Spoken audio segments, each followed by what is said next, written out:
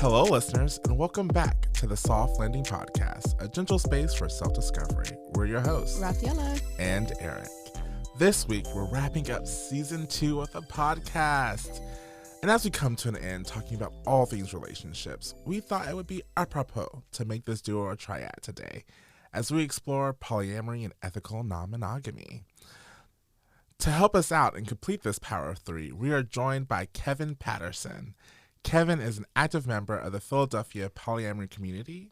He's been practicing ethical non-monogamy since August of 2002 after opening up a relationship that eventually became his marriage. Kevin was inspired to start Poly Role Models, an interview series for people describing their experiences with polyamory. Poly Role Models is part of a drive and desire to change the way our lives and communities are viewed. It is currently the most diverse and inclusive platform for polyamory available. Kevin has also wrote a book, Love's Not Colorblind, Race and Representation in Polyamorous and Other Alternative Communities. Welcome to the pod, Kevin. Hey, Kevin. Hey, thank you so much for having me. I really appreciate it. Absolutely. Absolutely. We're really, truly excited to talk to you today. I've been talking to Rafaela about coming up with all the questions but what about this? What about that? So I'm really excited to dig in with it. Hey, I'm long-winded, so let's get through as many as okay, we can make it happen. These questions look hella helpful. Yeah, absolutely. Well, to start off, I do have Eric's inquiry. And so to kind of get us, into the convo, would love to hear from y'all. Looking back, what piece of media can you think about that was definitely polyamorous or ethical non-monogamous coded that maybe when you first saw it you didn't really notice it? All right, I'm gonna go old and I'm gonna go relatively new here. So old, A Night to Remember by Shalimar. That's 1982, is a song I grew up on. When you watch the music video for A Night to Remember, they're definitely angling for some sort of a threesome in that video. Go back and find it on YouTube. There's definitely some E&M shit happening there. More new is Avatar: The Last Airbender, which is I've watched through the whole series a lot of times. I'm watching the live action now. The character Sokka is a sort of girl in every port kind of guy. Yeah. Where For sure. he ends up getting together. He ends up being into Suki when they meet, and then he ends up being into Yue when they meet. And he doesn't fall out of love with Yue in any way, but he is definitely into Suki for completely different reasons. He flirts with Ty Lee throughout the series. And then Ty Lee ends up being part of Suki's group, the Kyoshi Warriors, by the end. There is no heterosexual explanation for Suki, and she doesn't strike me as someone who minds sharing her toys. So I feel like there's some Suki, Ty Lee, Sokka stuff that happens after the series is over. Oh man, I love is that. Really good. I'm excited to rewatch with that lens as well. Absolutely. There you go. I'm glad to help. So funny enough, mine is also animated. X-Men, the animated series, or just X-Men comics. Okay. And Scott Summers, yeah. It's as soon as you said, it's yeah. Yeah, because him and Jean are kind of the OP, right? They're the ones supposedly, but then has this whole thing with Madeline Pryor, who is a clone of Jean Grey. But then there's also Emma Frost, who he has a whole thing with. And it's a lot of back and forth between those women. And, I've been watching X-Men 97 recently and just kind of being reminded of the complexities of that relationship dynamics. Has really been this is, again, let's say that heterosexual. There's more to it going on here. Even if I was a monogamous guy, if you gave me a clone of my wife, I would find out about polyamory that day. Yeah. I love that. Because how could you not? It would just make sense. Yeah. Right? Yeah. Hell, if there was a clone of myself, I'd have to at least find out. Let's see how gay I'm about to be here. Don't we all wonder? Well, that did happen. I'm jumping in a movie. I think it's the Time Traveler's Wife or something. He goes back in time and has sex with himself. The Time Traveler's Wife? I think that's I've what it's heard called. of this movie, but now I need to find out. I think that's what it's called. I've never seen this movie. I've just seen the clip because, okay. gay stuff. Yeah, I'm going directly to my Letterboxd app right now and adding it to my watch list. So thanks for that. You're welcome. But it was a very interesting moment to like have that in a movie where the whole idea of like having sex with yourself was fulfilled. Yeah. Okay, I'm gonna have to look that up too. Yeah. All right. So to start off, we love to do some ground setting. So off the bat, let's talk about what is polyamory, what is ethical non-monogamy, right? And maybe like how they're different or nuanced. To ethical non-monogamy, and like I've been taking to calling it more consensual non-monogamy, and granted, like it's in a lot of cases it's pretty interchangeable, but I started using consensual non-monogamy more because everybody's ethics are different, and what I call ethical and what you call ethical might not be exactly the same. But it's just the idea that carrying on multiple relationships with the informed consent of everybody involved. Polyamory is an offshoot of that, or under the umbrella of that, in that it's more loving relationships, whereas something like swinging might be more like sexual relationships, like confined to sexual relationships. And there's a billion different terms, a billion different ways.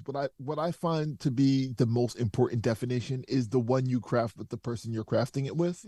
So like I had a partner once tell me that she wasn't into casual relationships, and everything that she said that she was into sounded pretty casual to me. But what was most important was that we were on the same page with who we are to each other and what we wanted from one another going forward. How do you go about diving deeper into understanding someone's definition of relationships and sex? Because they, like you said, even from ethics and casual, what do you do with like, okay, for me, this means this. And even as I'm hearing what's coming up for someone, like, how do you dive into like, what does it mean? Like for you? I mean, you just did it. You just did it right there. Yeah. Just what does this mean for you? Just having the conversations and more importantly, being open to having the conversations, because it's easy to just be like, hey, I'm going to blurt this out and then hear what you got to say in response. And just being able to say like, hey, I'd like to have this conversation with you, and then have somebody hear you in a non-judgmental, non-accusatory sort of way, just so that it's more a joint fact-finding, a joint deep dive, rather than a combative conversation. I'm very into this movie Arrival, which I only recently just watched the first time a couple of months ago. It's Amy Adams, and it's about language. It's aliens arrive, and Amy Adams is a linguist who has to try to figure out their language and exchange information. And what ends up being important is understanding that it's a dialogue.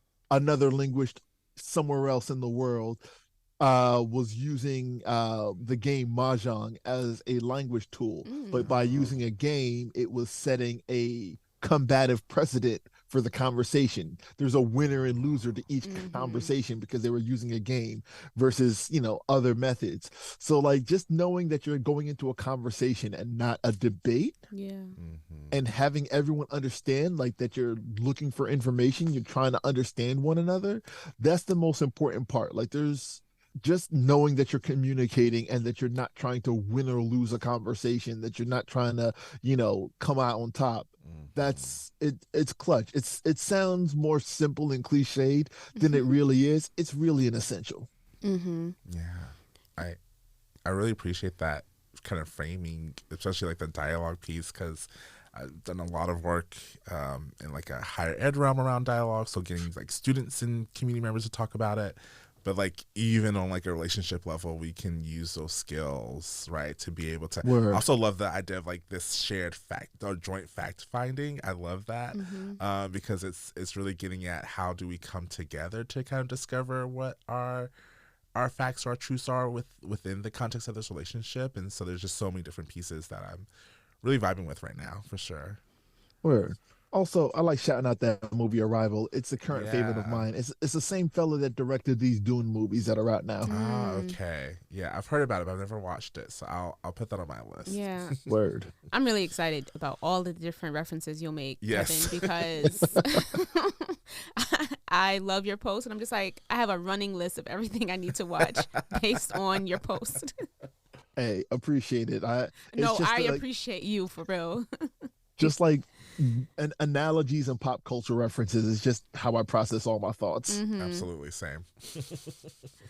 Another thing I just wanted to highlight based on what you're saying is this need to come to this space with some curiosity, not trying to convince someone, like being Yeah. able to just say, I have some beliefs or values or definitions or experiences even, and I'm going to sit them to the side so I can hold space to hear what you have to say, not intentionally trying to hear you and then say, all right, come to my side, you know. And then that way we can Yeah. create something unique together.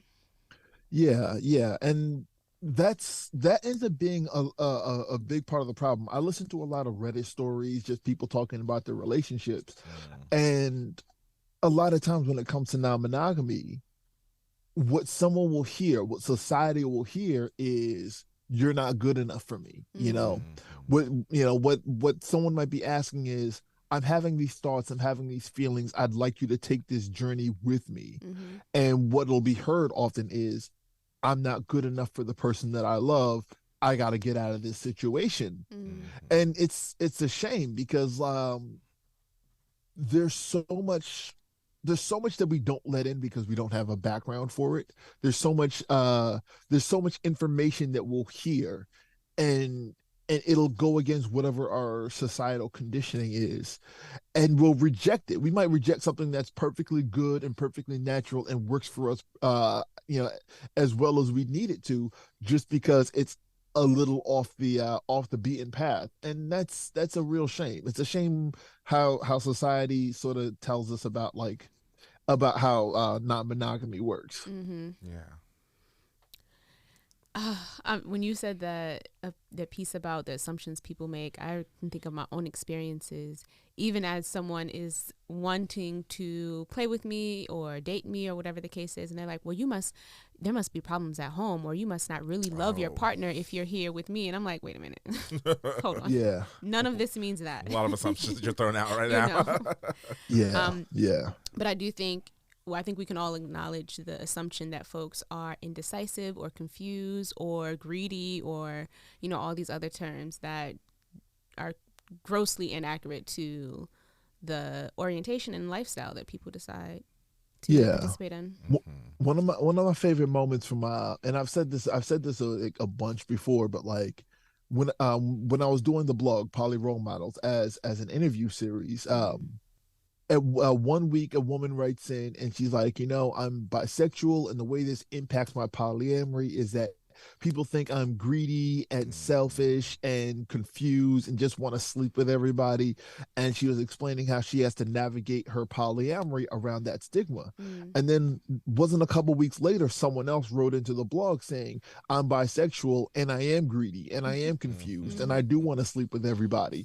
And I navigate my polyamory leaning directly into that stigma. And I'm like, what? Both of those feelings are valid. And both of those people deserve happiness in the way that makes sense to them. Yeah. I mean, it goes back to letting people explain and share their experience based on their experience, and not saying, well, one person said that it's not being greedy, so something's wrong with you, as opposed to saying one person said that for them it's not being confused and greedy, and another person said it is, they're trying to figure it out, and both of those are valid. So thank you so much for pulling that in, so that we don't just give blanket statements and beliefs of like, all polyamorous folks do it this way. Not, absolutely not. Right. I think we've talked about this before in a lot of different contexts, but like, as many people as there are in the world, there are different ways of being, right? And so how do we get away from some of these messages in society that tell us, oh, you can't be with more than one person, that's not appropriate, that's not right, that's unethical, that's greedy, that's whatever, and instead recognize that we are all coming into this world trying to make sense of it in our own ways. And we're again, I love the piece around like the consensual piece, right? Like, as long as everyone's involved is consensually agreeing to it, why care? Right? Like, why be so pressed? And I think that also speaks to like that compulsory monogamist reality that we live in too, of like, there's a one person for every person out there. There's your soulmate. Like, you should be with one person for the rest of your life. Like, that is the goal, is to find your person, lock them down, and like and stick with it until one of you die, right? That's what I enjoyed about doing poly role models, where a lot of folks are getting information about non-monogamy from monogamous people, monogamous sources, and it's all misconceptions. I just liked having something out there where people who looked like everybody could say, like, hey, this is the thing and it works for me. It's not perfect. These are the mistakes that I make. This is how I rebound from those mistakes. But it is a lifestyle that that I adhere to and am relatively successful and definitely happy with. And I was on Tamron Hall a few years back, and there was a large reaction on social media about that. As you know, every Tamron Hall episode has like a big social media post about it. And I remember thinking, there's a lot of people who are really upset about this appearance, but those aren't the people that I'm working for. Those are monogamous people who are upset that somebody's doing something different than them. That has nothing to do with me. For people who want the messaging, it's out there. You just have to come to people who it works for. You know, like my message about non-monogamy, being someone who has been non-monogamous for 20 something years, is going to be different than somebody who's getting their shit off of Reddit and being mad about it. You know, so if the work that I do, the work that any of us does, can angle people who have an honest curiosity, a good faith curiosity to the resources that they need, then I don't care how many people have a problem with it, because I'm not working for those people. Right. It's not for you. And that's okay. Word. Don't come over here disparaging what I have going on. Or do. My skin is thick. My skin is thick enough for that, you know. Right. I don't take it personally. So I got time today. Right. And Kevin, I know that you said, and we've been talking about how there are so many different ways of being ethical non-monogamous or polyamory, but what are some different ways that they typically might be structured that you can maybe share with folks? A lot of it is, I mean, everybody can do it their own way, which is sort of the joy of the thing, you know, as long as everybody's involved is checked in and agreeable to where you're at.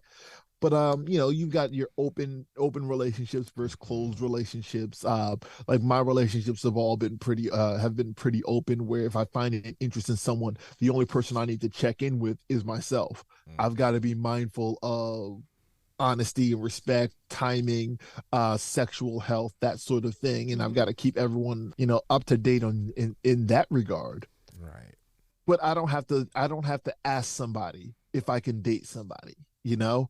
If I was in a closed relationship, like some people are looking for closed triads, closed quads, you know, 3 or 4 people. But if you want to date somebody else, you've got to get the consent of everybody involved. And that's not really a thing that I do, but it's this thing that works for, it's a thing that other folks do and it works for them. You've got your solo polyamory, people who aren't interested in being part of like a couple, a nesting couple or what have you, people who are dating multiple people openly and honestly, but not looking to be like singularly partnered to anybody. Like I'm married to my wife, you know, and no matter how many other people I date, I'm always gonna, you know, I'm gonna be married to my wife. Right. We have a house together, we have kids together, we make insurance decisions together. A solo poly person isn't looking for those things. I adhere to relationship anarchy, which often gets a bad rap, because I mean, the way I define relationship anarchy, the way it works for me is everybody I meet, we sort of figure out what the Venn diagram sweet spot is for us, socially or sexually, or you know, timing wise, whatever it is, our expectation, you know, like that's what her expectation or their expectations are. This is what my expectations are. Whatever that Venn diagram sweet spot is, that's what our relationship is. We're not looking to put like a label on it that confines it to one thing or another. It just sort of naturally, organically is what it is. Some people use that as a way to feel disconnected or not have a responsibility to their people. That's not really what it's supposed to look like. but relationship anarchy is also a valid form of non-monogamy. And then polygamy is marrying multiple people. It's polyandry for multiple men and polygyny for multiple women, I believe. I don't know how that works outside of the gender binary.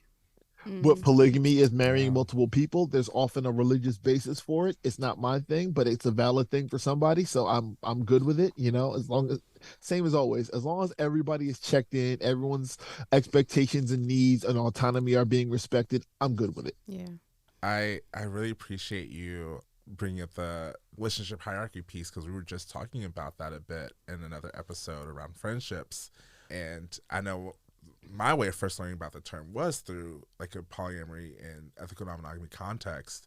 But how do we also even just, I love the piece around expanding to this idea of we don't have to necessarily have it be in one place, right? We could be friends and lovers and like in community with each other. And I think that's the beauty of relationship hierarchy, is that we're not putting people into these strict boxes of what they can be or should be. And so I really appreciate that piece. And solo poly, when I also learned about that one, I was like, ooh, I like that one. Yeah. Like there are definitely times where I'll meet somebody and I'll be like, you know what, this person is fantastic. We've got to, and like we can mesh for a good solid weekend together. But after a weekend, we need to go to our separate places. And that's fine too, because I'm not trying to put this person in my house and move them in and make them my married spouse, nesting partner forever and ever. It could just be good being exactly what it is. And then that's it. That's fine too.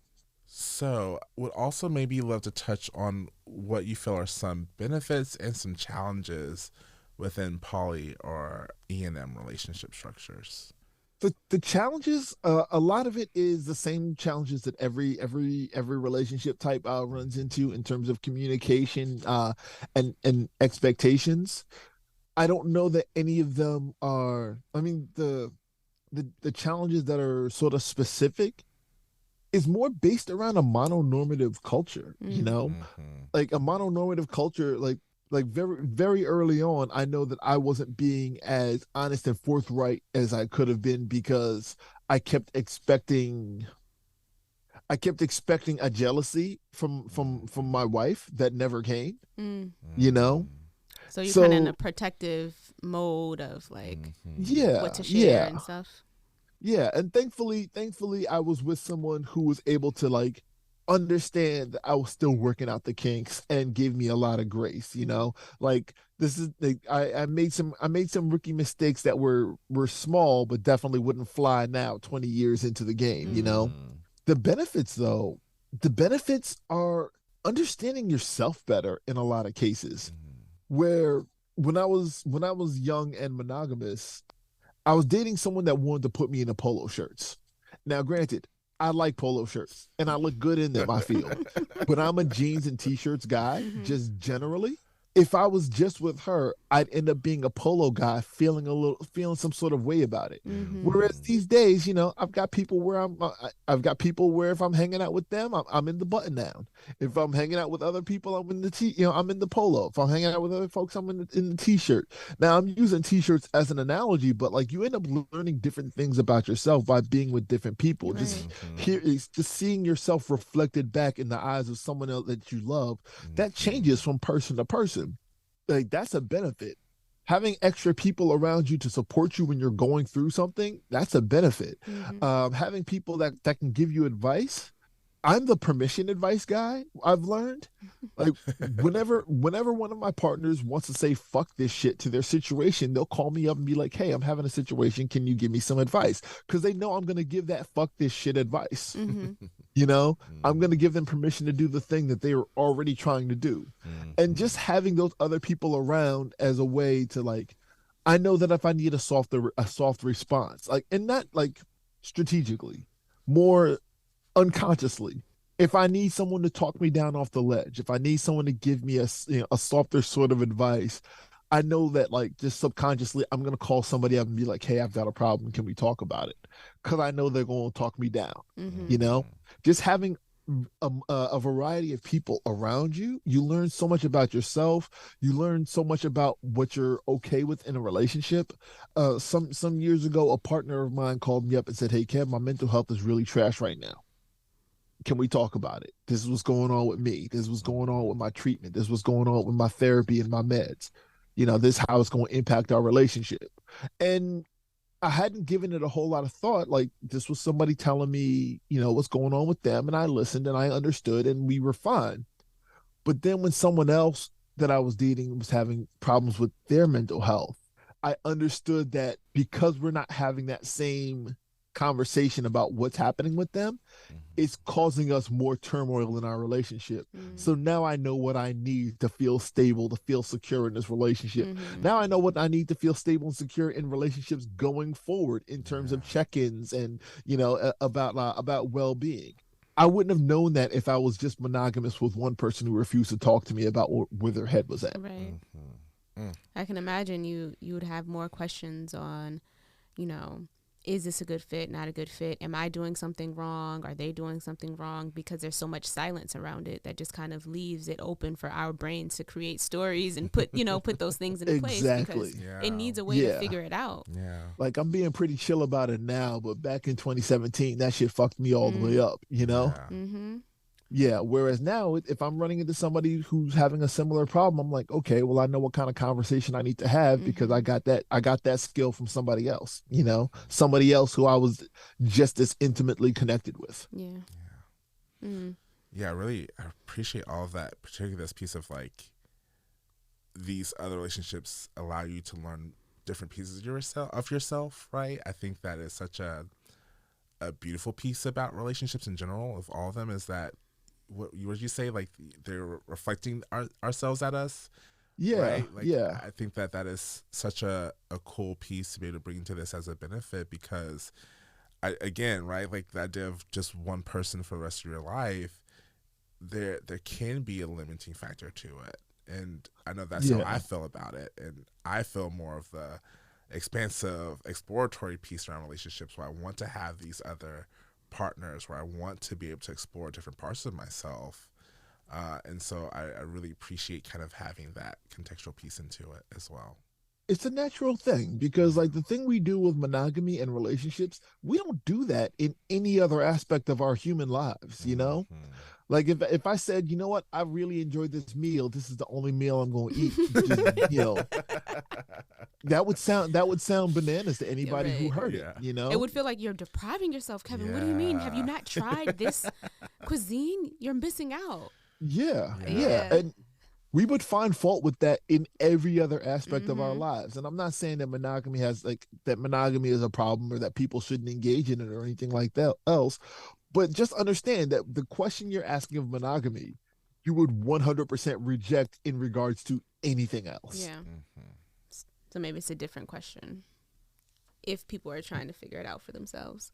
Instead of it being like, oh, do I believe that I should want just one person for the rest of my life? And figuring out if there's a deeper, more impactful question to be asking that will highlight the relationship structure that is the most ideal for you. Yeah, people will be like, like that polyamory is bullshit, but then they have multiple friends from different aspects of their lives that they love for completely different reasons and hit up for completely different reasons. Absolutely. It's like you get it. Just whether you want to add it to your life or not, like, you understand the motivations as well as anybody else. Yeah. Right. Well, with that, let's take our first break and come back to talk more. All right.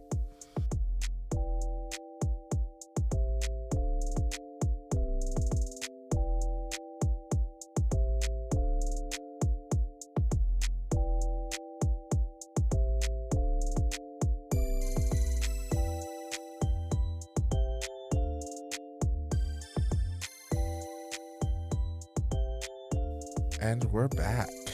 So I already feel like we have talked about so much and there's still so much more to talk about.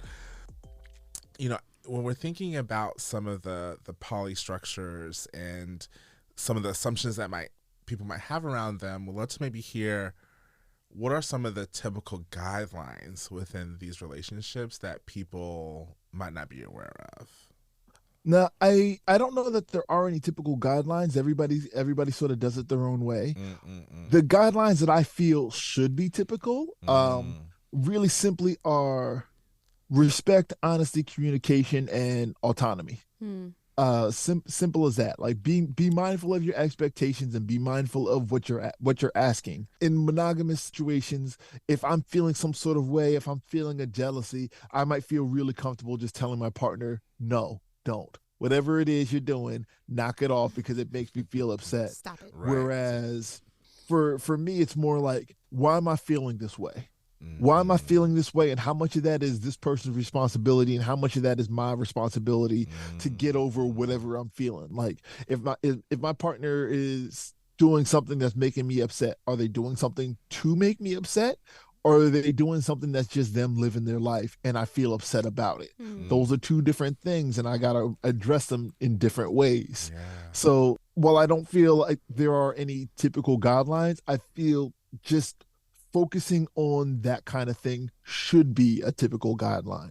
Figure out what your communication is looking like, your emotional literacy, whether you're trying to restrict the autonomy of someone or trying to sort out your feelings on your own, that sort of thing. But that's a journey that everybody kind of has to come to on their own.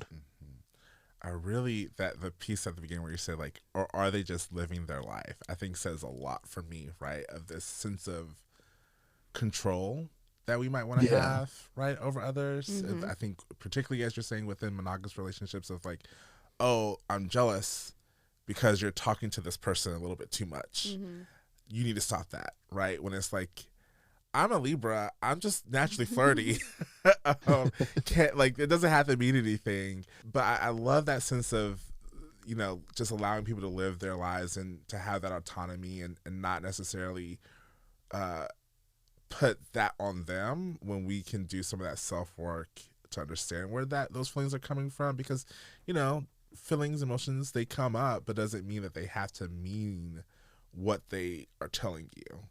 So exactly. I really appreciate that piece of like, how do we maybe slow things down a bit, check in with ourselves, and then we need to maybe have a conversation with our partners of like, I think I'm feeling this thing and I just want to talk it out, instead of being like, you need to stop this because I don't like it.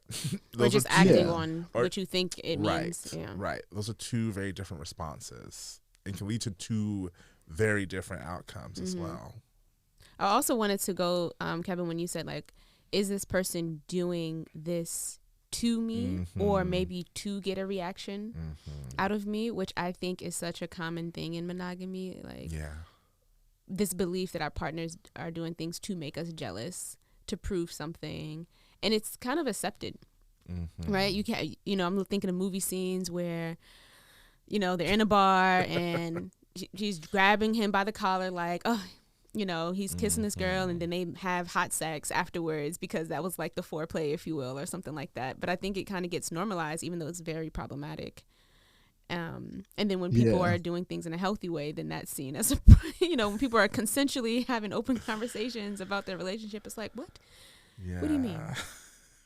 The idea of like trying to make somebody jealous in order to manipulate them in one way or the other, that's such a foreign thing to me. Like that sounds so exhausting. Like who has the time for that? But that is a normalized thing. That is a thing that we definitely see in media and occasionally see in reality as well. Right. Yeah. So would love to talk about too, like you talked about respect, you talked about communication. What are the roles of communication and boundary setting in like poly and ethical non-monogamous relationships?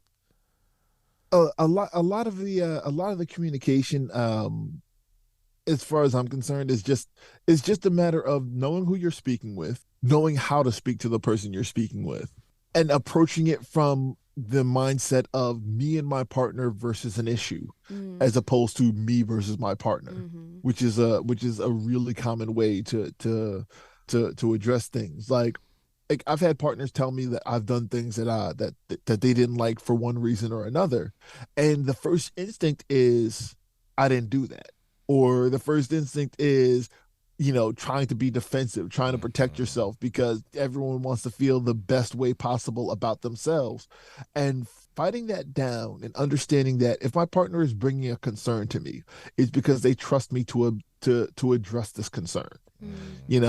If a partner is bringing a concern to me, they probably had to build themselves up to even bring it up. In what is generally a happy relationship, they might not want to make waves by telling me that I've done something incorrect, you know?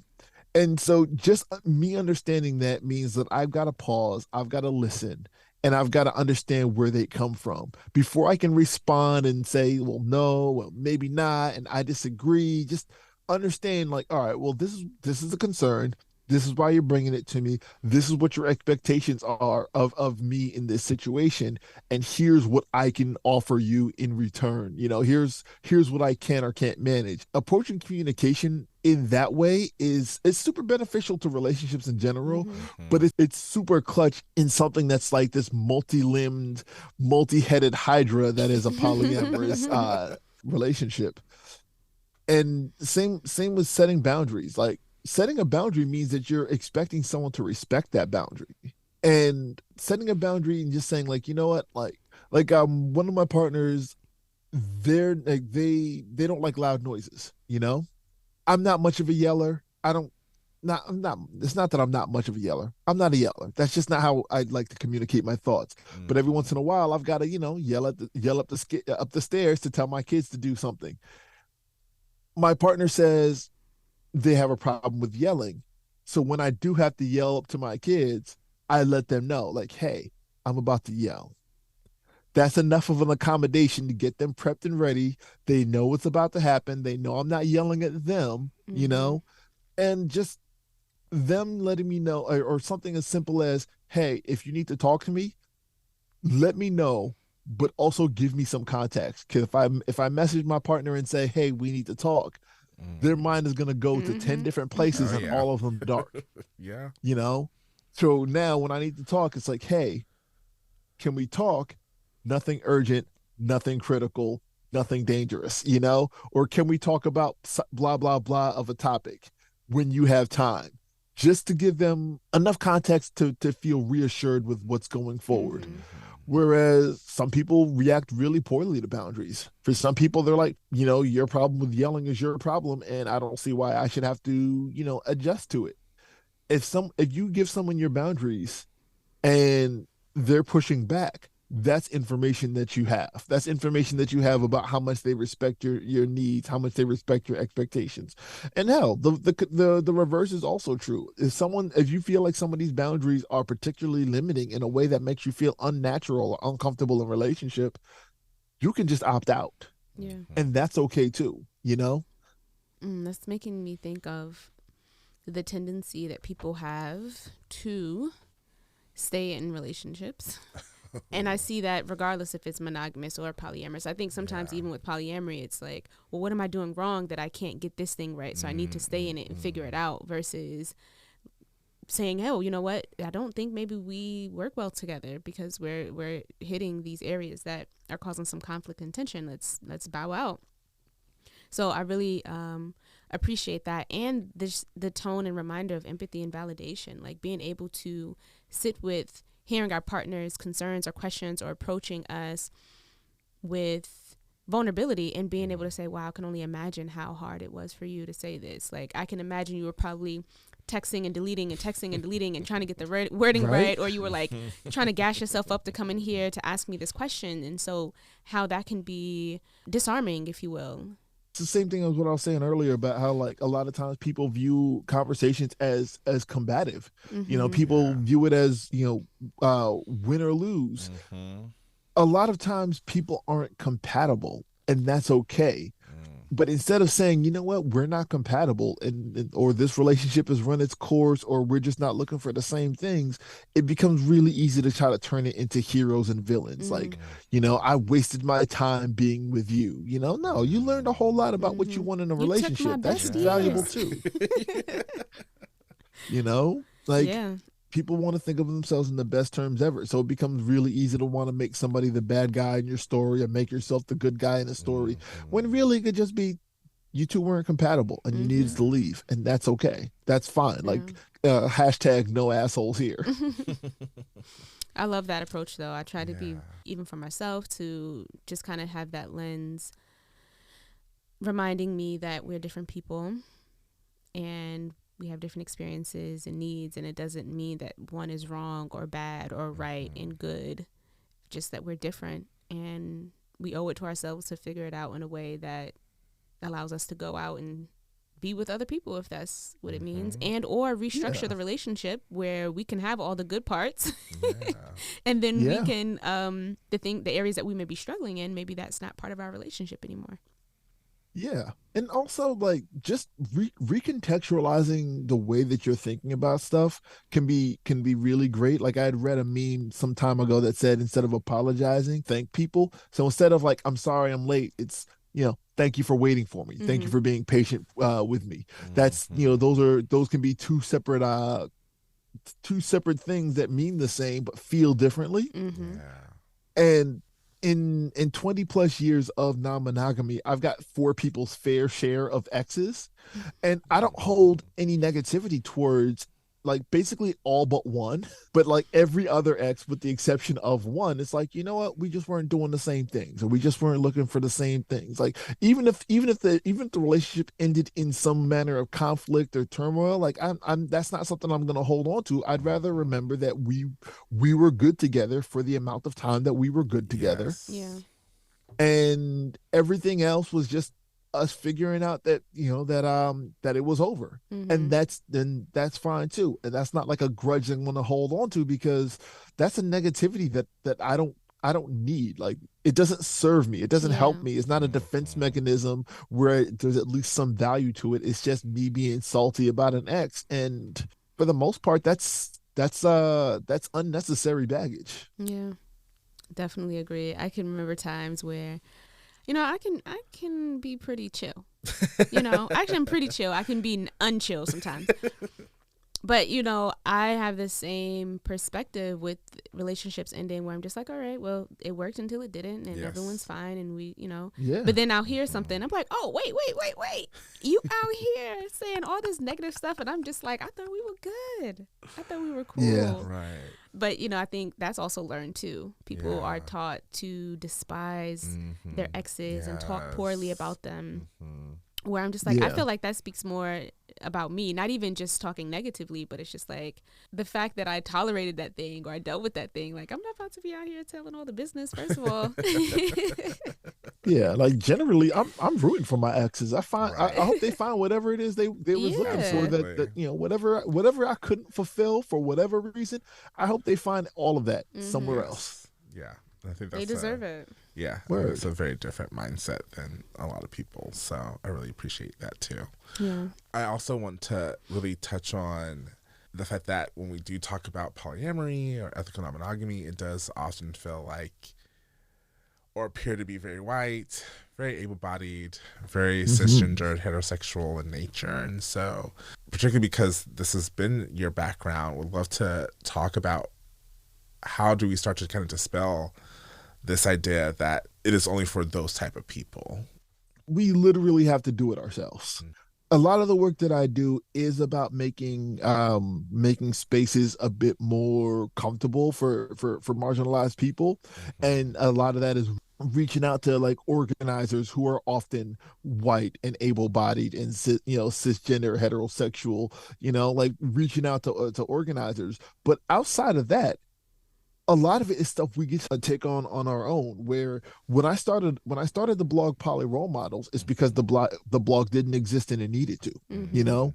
When I started talking about race and polyamory, I was speaking very, very much from my own personal experiences living in the Philadelphia area, a really black city that I'd go to events and find myself being one of very few black people there. So I started talking about it. When I started organizing stuff for local black polyamorous folks, it's because there wasn't a whole lot of that. Like Black and Poly, the organization, did have a chapter in Philadelphia, but they were hosting stuff sporadically, and I was hosting stuff a little bit. And just doing that meant that people of color, Black folks specifically, but POC centered events were happening on a more regular basis because we needed that.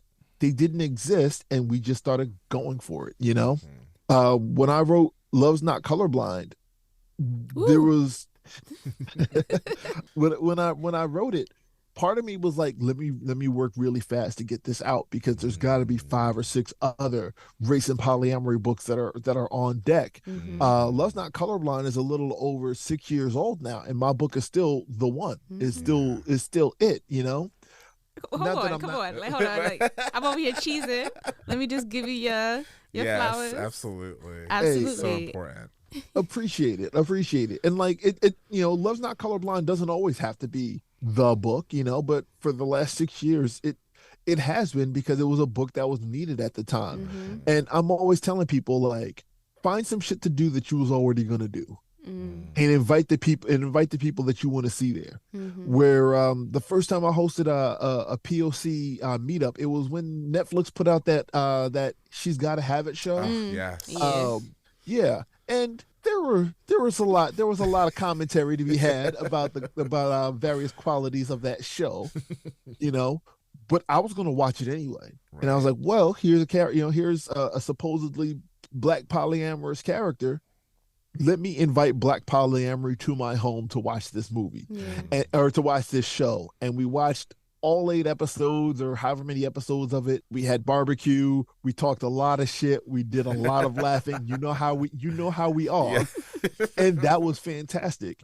And then I did it again for some other movie, or like I did when Black Panther came out. I bought like a dozen tickets and brought like a bunch of Black polyamorous folks for both Black Panther movies, because I enjoyed both of those.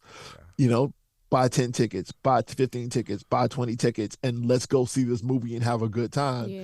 Because those were things I was going to do anyway. Right. Yes. So like if you're into hiking, if you're into yoga, just say, you know what? I would love if there was a polyamory yoga thing. I would love if there were Black polyamorous folks here doing the thing. Finding people to do this with isn't as hard as it used to be. Mm-hmm. Where it could so my local polyamory group, our mainstream group, is called Polydelphia. Mm-hmm. And the founders of that group started it up. They were unhappy with what they were finding in polyamorous spaces, so they basically just went on OkCupid. They hosted a potluck and just invited everyone who had polyamory in their bio on OkCupid. Mm-hmm. It could be as simple as going to your Facebook group. It's like, you know what? I'm Black. I like hiking. I want to hike with Black polyamorous folks. Go to your local group, or no, not even your local group. Go to Black and Poly or any of the related groups. Say, hey, I'm in this local area.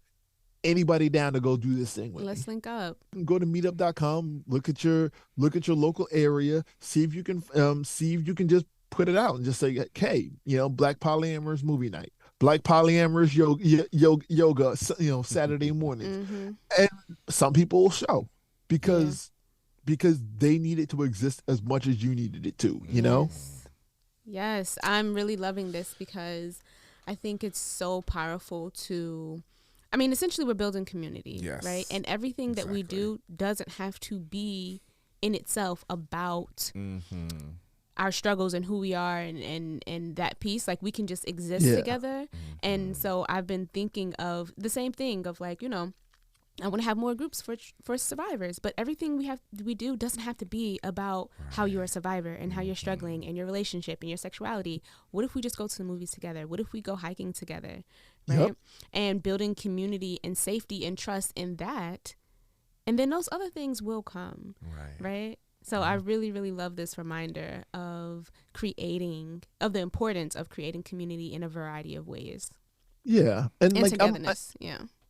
I'm always telling people, like, if you can find ways, to make more mainstream groups or more white centered groups more welcoming to you and the people you need it for, because like a lot of those groups will have resources that marginalized groups just won't have. That's fine too. But also just, like I had a Black Polyamory 420 thing that I went to a couple of weeks ago. I didn't even know there were Black polyamorous 420 groups like that, but someone was like, you know what?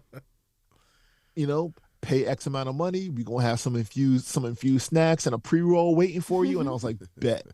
And next thing you know, it's me surrounded by Black polyamorous folks smoking, enjoying music, and talking shit the way that we do. And Yeah. just being able to do that is really the same way that you need that. There are other people who need it too. Yeah. And just, putting yourself out there and making a calendar invite, making a calendar event, sometimes that's enough. Yeah. I love it. Me too. Really exciting. I think that also, I'm thinking of our episode about friendship, of like finding people, right? Finding friends. Like this is such a big piece about finding friends, but also finding community, right? Finding that connection, finding those people who can get you, right? Can understand where you're coming from, can make you feel seen and feel safe and feel comfortable, while also just having a good time. Like I love what you said. Like, it doesn't have to be, oh, what does it mean to be poly? It could just be, let's chop it up and like have that laugh, have that talking shit moments that also help build rapport amongst us and like connection. Like what you were saying about like wanting to do something with survivors, but not wanting it to be about survivors. That She's Got to Have It event. It was POC centered. It was like 90% Black when I hosted it. There's a police encounter in, I think it's like episode 9 that really fucked me up. Like I had a panic attack watching it. And I remember like I went off to the kitchen, had a drink, had a conversation, calmed down, came back out to watch the rest of the episode. But I remember thinking, I'm glad that I don't have any white folks around for this aspect of it, because this reaction is very Black centered. This reaction is based on Black pain. I had a similar reaction watching an episode of The Deuce, and I immediately stopped watching that series. I had a similar, I think it was like episode 5, season 1 of Dear White People. There's a police encounter that really had me in my feelings. And I'm like, you know what? I'm glad I don't have to I'm glad my Blackness is universally recognized around the people that I'm in this room with. Because if I had to do some identity shit, some explanation shit, some, bearing out my feelings to the people who are involved with this on the opposite end of this pain, like I don't want to do that. And I'm glad I didn't have to do that, Whereas like if you were doing something for survivors and then like some survivor specific shit came up, everybody would understand, everybody would empathize, and no one would have to give an explanation that might have felt uncomfortable or charged or stressful in the moment. Yeah. Yeah. Thank you for sharing that. Yeah, no doubt. So Kevin, our episode last week was all about cheating and infidelity, and I feel like people often think that polyamory or like non-monogamy is maybe cheating, or they think that it doesn't happen because it's a free-for-all. And so we'd love to maybe talk about what that can look like in these type of relationships. So, I mean, it again, it sounds like really simple and cliche, but cheating is breaking the rules. Right. And if you're not breaking the rules, you're all good.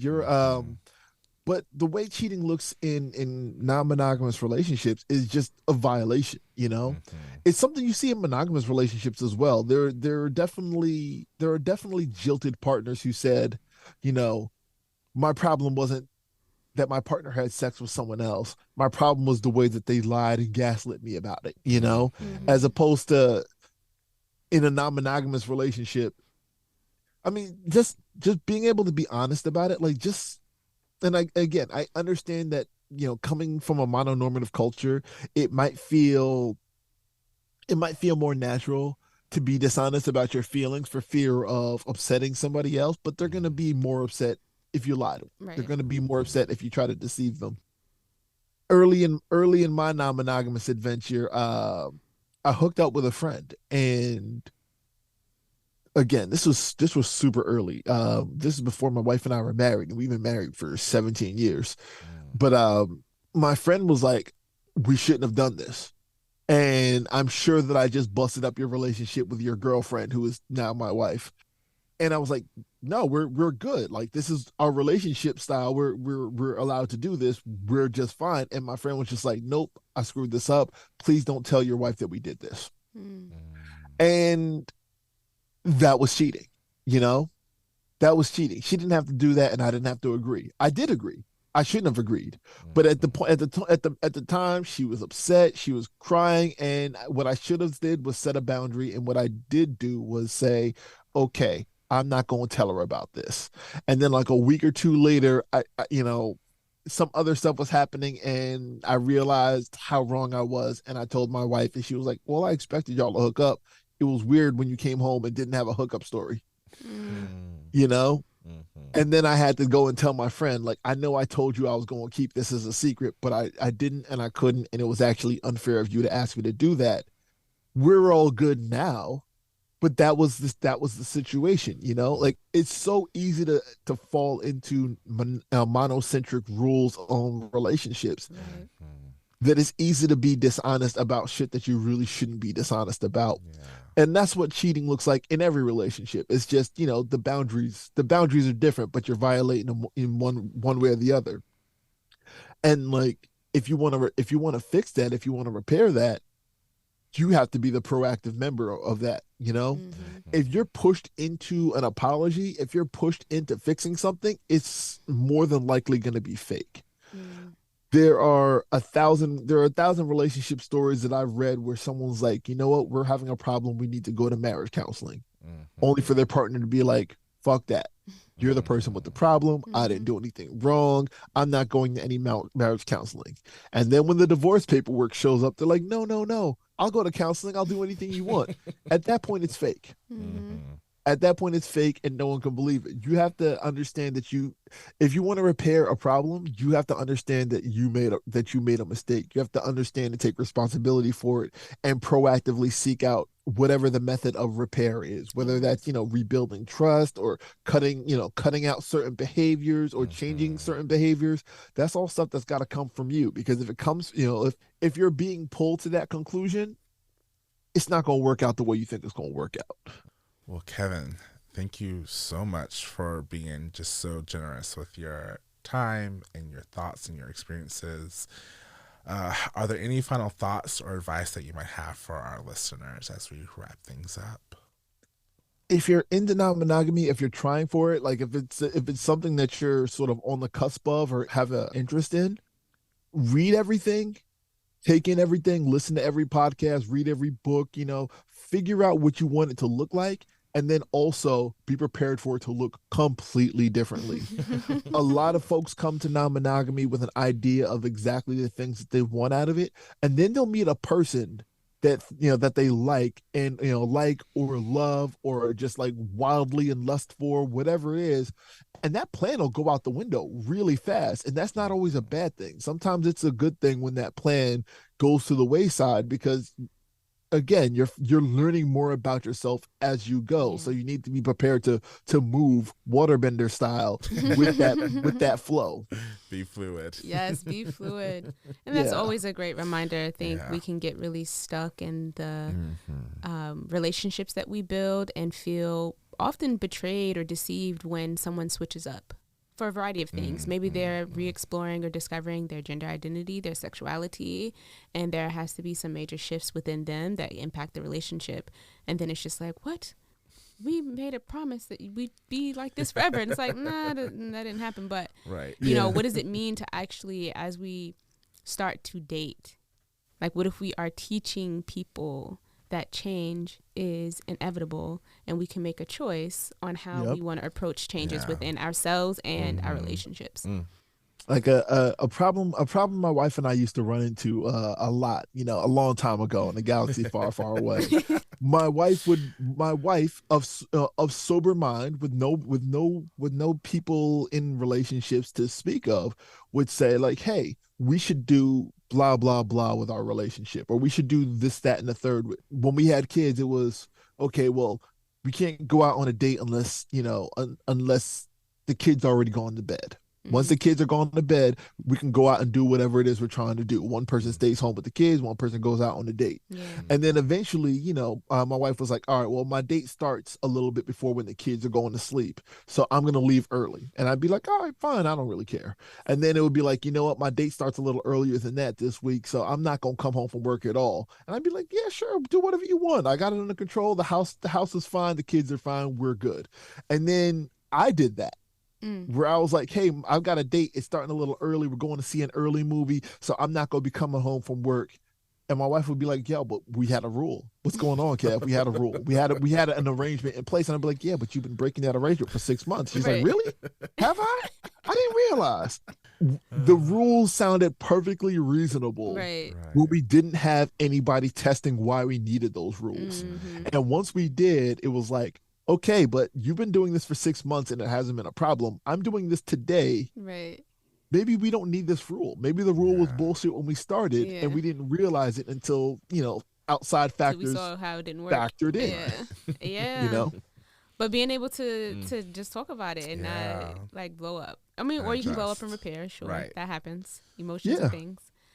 But I love that example. Because we do things that make sense, that helps us feel safe and grounded, and then we may realize like, oh, I'm actually not activated around this, so let's figure something else out. Yeah. So make your plans, but but understand you might have to break those plans. Yeah, I love it. Absolutely. Thank you for all of that. Hey, thank you again for having me on. I really appreciate it. Yes. Well, we must sadly bring this throuple to an end. But I could truly do a whole season just talking about poly and ethical non-monogamy relationships with y'all. Kevin, thank you so much for joining us today to talk about this intricate web of polyamory and ethical non-monogamy. So is there anything you would like to promote, and where can folks find you?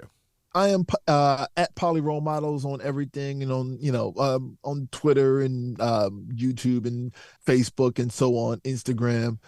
My books are available anywhere books are sold. You can find them at kevinapatterson.com, and that's Love's Not Colorblind, Race and Representation in Polyamorous and Other Alternate Communities. And then I've got a series of queer polyamorous superhero novels that I wrote with my friend Alana Phelan. So if you're into superhero shit, we've got a series of books called the For Hire series. There are 3 books in that series now, and those are all available as well. I love it. Obsessed. Well, listeners, we've completed another season of the Soft Landing podcast. We're so grateful to have another one in the books. We've had truly some amazing guests, such as Kevin, to really help us talk about relationships this season, which really do fuel our lives, right? And so we really hope you enjoyed and felt seen in this episode and across the whole season.